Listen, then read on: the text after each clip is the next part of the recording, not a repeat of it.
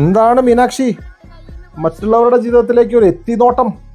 അവിടെ നമ്മളുടെ ബംഗ്ലാവില്ലേ, അവിടെ ഒരു പുതിയ മലയാളി താമസക്കാരെത്തിയിട്ടുണ്ട്. അതെയോ? ഞാൻ പിന്നെ കാര്യമായിട്ടൊന്നും ചോദിക്കാൻ പോയില്ല. അയാളുടെ പേര് അലക്സും ഭാര്യയുടെ പേര് മരിയാന്നുവാ. നാട്ടിൽ അലക്സേ പാലയില. ഞാൻ പിന്നെ അധികം നോക്കാനൊന്നും പോയില്ല. ഭാര്യ മരിയാണെങ്കിൽ എറണാകുളത്തുമാണ്. പിന്നെ അലക്സിന്റെ അച്ഛനുണ്ടല്ലോ മിലിറ്ററിയിലായിരുന്നു, അമ്മയാണെങ്കിൽ ടീച്ചറും.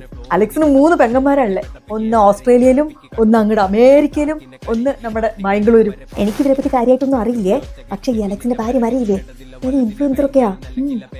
അയ്യോ, മീനാക്ഷിക്ക് അവരെ കുറിച്ച് ഒന്നും അറിയില്ലല്ലോ. അല്ലെങ്കിൽ ചേട്ടൻ അറിയില്ലേ, ഞാൻ അങ്ങനെ മറ്റുള്ളവരുടെ കാര്യങ്ങളൊന്നും ഇടപെടാറില്ലെന്ന്. പിന്നെ ഒരു കാര്യമുണ്ട്, ഞാൻ പറയാൻ മറന്നു. എന്താ അത്?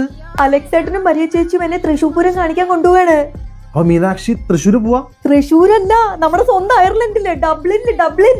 ആരാണ് സെലിബ്രിറ്റി ആയിട്ട് വരുന്നത്? അല്ല സിനിമാ നടികളാണോ?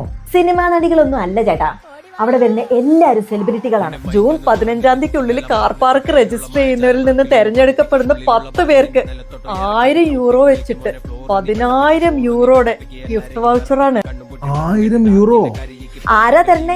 ലീഡ് ഇവാനോന്റെ ഗിഫ്റ്റ് വൗച്ചറാണ്. അല്ലാണ്ട് ഏട്ടൻ തരുന്ന പോലെ 5-10 യൂറോ അല്ല. വേണമെങ്കിൽ ചേട്ടനും ചേച്ചിയും കൂടി വന്നോളൂ.